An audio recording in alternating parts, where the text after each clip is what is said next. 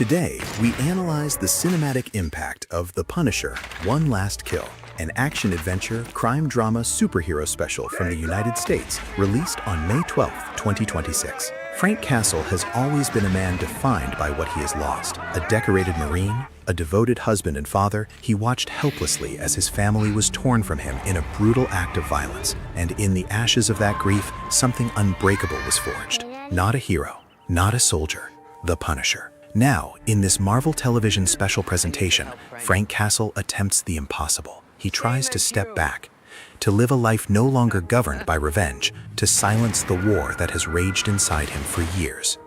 But the streets of New York City have other plans. Directed with unflinching conviction by Reynaldo Marcus Green, the acclaimed filmmaker behind King Richard and We Own This City, and written by Green alongside the special star Jon Bernthal himself, One Last Kill is the deeply personal project both men have been building toward. Bernthal, who conceived this story during the filming of Daredevil Born Again, brings to it the full weight of his decade-long ownership of the character. He promised audiences this would not be a softened, sanitized portrait, and every creative decision made here reflects that commitment. This is visceral, psychologically complex storytelling, drawing its inspiration from Garth Ennis and Steve Dillon's landmark comic run, Punisher: Welcome Back, Frank, which Bernthal himself described as his North Star. At Frank's side stands Curtis Hoyle, his closest friend and fellow veteran, portrayed once again by Jason R. Moore. A former U.S. Navy SARC who lost part of his leg in combat and now leads a therapy group, Hoyle represents everything Frank struggles to become, a man learning to carry his wounds without letting them consume him. Whether Hoyle appears to Castle in flesh or as a haunting echo from memory remains one of the special's compelling mysteries. Also woven into the fabric of this story is the looming presence of Ma Ganucci and the Ganucci crime family, whose criminal empire provides the unexpected conflict that drags Frank back into the darkness he was determined to leave behind. As for who should watch this, fans of morally complex, brutally honest superhero storytelling will find exactly what they have been waiting for. Viewers who followed Bernthal's Punisher through the Netflix era and into Born Again will feel the full payoff of this character's long, painful journey. However, those who prefer lighter Marvel fare or are sensitive to graphic violence should know that this special carries a TVMA rating and makes no apologies for it. As for streaming, The Punisher: One Last Kill is available exclusively on Disney+, with no separate rental or purchase options listed at this time. A crime thriller film from the United States is Sicario, released on September 18, 2015. The story follows FBI agent Kate Macer, who is recruited into a covert government task force after a brutal raid exposes the horrifying scale of cartel violence near the US-Mexico border. Entering the operation, she believes she is joining a mission built on justice and law. Denis Villeneuve has long been fascinated by institutions under pressure, and few films show that tension more ruthlessly than this one. As Kate moves deeper into the task force's operations, the rules become harder to identify, and the morality harder to trust.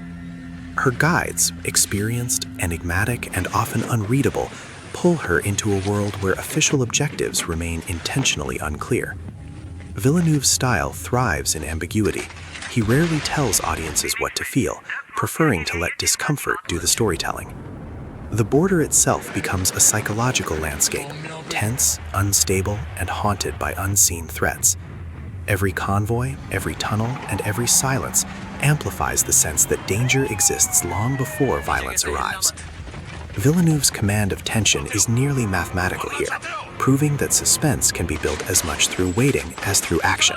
Sicario is brutal without being exploitative, intelligent without becoming distant, and political without losing human stakes. It is Villeneuve's most controlled films, demonstrating his power to turn realism into dread. What makes Denis Villeneuve's legacy so extraordinary is not merely consistency, it is evolution. He has moved from intimate psychological dramas to global blockbusters without surrendering authorship, proving that artistic identity can survive even the largest scale. Few directors make audiences trust them this deeply. Fewer still reward that trust every single time. Watch these movies only through official platform, Dune Part 2, a science fiction epic film from the United States, released on March 1st, 2024. The story follows Paul Atreides as he unites with Chani and the Fremen while seeking justice against the forces responsible for the destruction of his family. As he adapts to life on Arrakis, Paul is drawn deeper into a destiny that places him between personal desire and an enormous political future. Denis Villeneuve built his career by transforming large-scale narratives into intimate emotional journeys, and that instinct is visible immediately here. Paul's growing acceptance among the Fremen begins reshaping the fragile balance of power across the desert world. Meanwhile, enemies from the House Harkonnen continue tightening their grip, unaware that resistance is evolving into something much larger. Villeneuve's filmmaking has always favored atmosphere over speed, trusting silence, scale, and visual rhythm to create emotional force.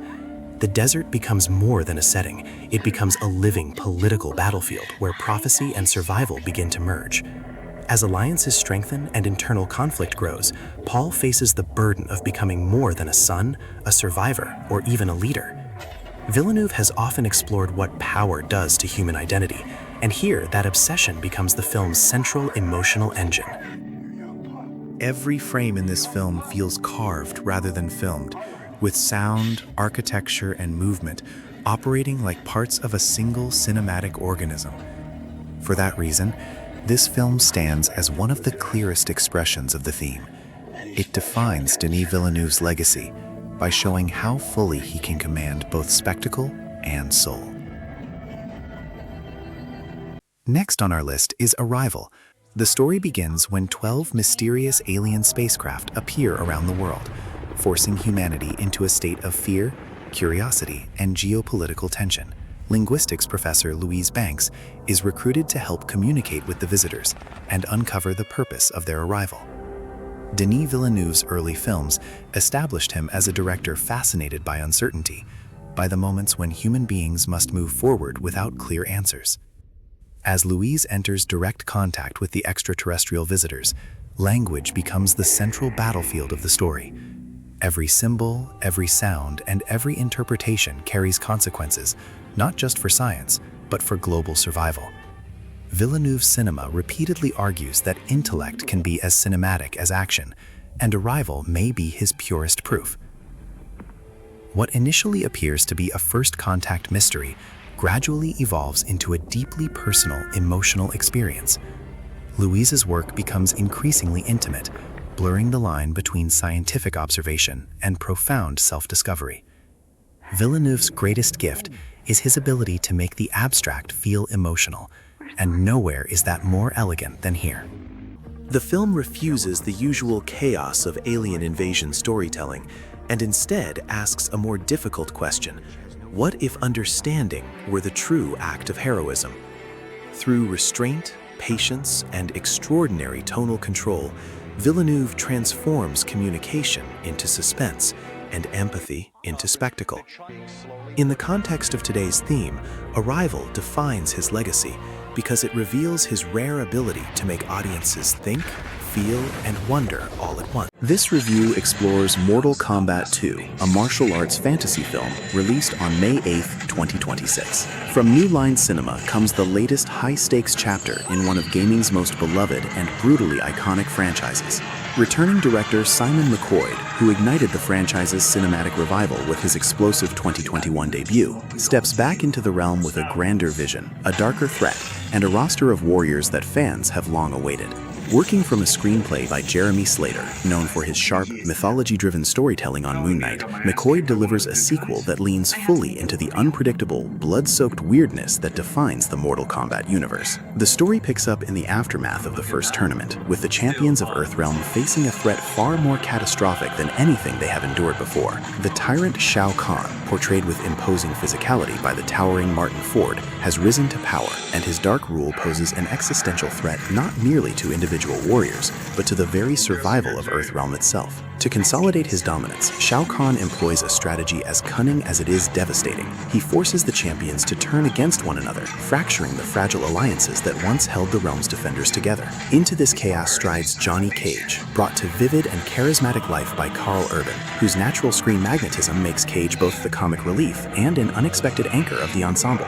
Joining him are returning champions including Liu Kang, played by Ludi Lin, Sonya Blade, portrayed by Jessica McNamee, the roguish Kano, embodied with gleeful menace by Josh Lawson, Cole Young, played by Louis Tan, and Jax, portrayed by Mechad Bex. The sequel also introduces Katana, played by Adeline Rudolph, and the enigmatic Jade, brought to life by Tati Gabrielle, two formidable women whose allegiances become central to the conflict. The supernatural forces are further expanded through Damon Harriman as the sorcerer Quan Chi, while the legendary Hiroyuki Sanada returns as Hanzo Hasashi, the warrior known as Scorpion, and Joe Taslim reprises his role, this time as the shadowy Bai Han, now reborn as the fearsome Noob Cyborg. Chin Han returns as the devious Shang Tsung, and Tadanobu Asano lends gravitas to Lord Raiden. Behind the lens, cinematographer Stephen F. Winden crafts a visually arresting world, while composer Benjamin Wallfish's score drives the pulse of each encounter. Mortal Kombat 2 is the film for fans of kinetic, mythologically driven action cinema